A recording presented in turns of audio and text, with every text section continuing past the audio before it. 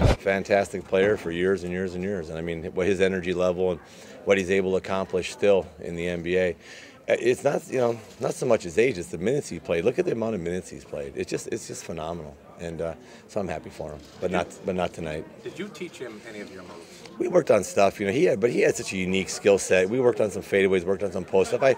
He really, especially when teams were more physical, he really learned how to post and get his spot well. We worked a lot on positioning, but with him, he just has such a unique. He had such a different skill set. That turnaround fadeaway though, we worked on that a little bit, and that became kind of his go-to move. But he was such a good player from the elbows and such a good player from all over that just putting him in the low post, that really is a disservice to the kid. He was just a great high post passer, elbow passer. You pass out of the post. I've said this before about him. He's one of the most unique players because he's going to get 25,000 points before it's over with, and he's a pass-first player, which is amazing. Most pass-first guys score 8,000 points. I mean, he's going to have numbers that shoot-first guys don't get, and that just goes to show how talented. Because he truly always has been since I've known him as a young kid. He's been a pass-first player. He'd much rather just make the play, whatever it is, than shoot the ball. But that just goes to show how gifted he is. He didn't get the passing from there, right? I did not pass. He did not get that from me. I told him passing was a bad word. It was a four-letter word. Did you have to tell him to shoot more because Doc does? At times, but we ran a lot of offense. Flip was a great coach for him, and he shot it when he needed to shoot it. But I said, you know what? That's like saying, no, because he just had such a good feel for the game that I just don't think that. I never felt personally that telling him to do that was any benefit at all, because he just needs to go play. When he sees the open man, he hits him. And again, he was averaging 23 a game. Was he going to average 26, 20? I mean, you know what I mean. So you shoot one more time a game or twice more, didn't make any difference. Did you see James being this good? I didn't know James was as good as he was, and I was a big fan. I loved him at Arizona State. I really thought the kid could really play.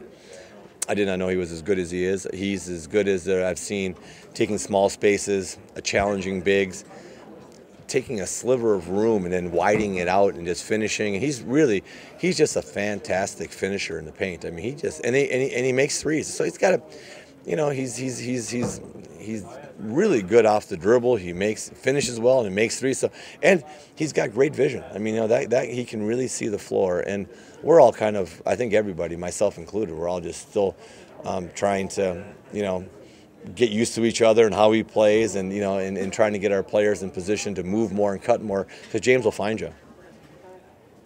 Turnovers has been an issue for you guys. Celtics, obviously, defensively, that's one of their strong suits. How do you battle that tonight? I told them I think we're wearing red tonight. I will go in there and look when I see the jerseys. I'm going to suggest we throw more passes to the team wearing red than the team wearing white. We don't do that sometimes. We turn it over a lot, and we just got to get better at recognizing when to push a space, when to make a pass. And the thing that we haven't figured out yet is when we have a couple, we call a timeout and say everybody just be a little more conservative. Don't throw the 60-40 pass. Throw 90-10 passes. The 90% pass. We like the 50-50, 60-40 passes, and we keep on throwing those. Kevin, is there anything coming back here? It's been almost 20 years since you retired. It's different just because it's a different building and stuff like that. But I do see some of the same faces, which is really frightening. I know, believe me. Can you believe you've been gone longer than you were here? Yeah, I've been gone longer. I was here about 8 years ago. Yeah. No, I had a great time. Every time I come back, I have such fond memories of here, and it was just it was a wonderful time in my life with Lynn and the kids, and being out here. It was really just special.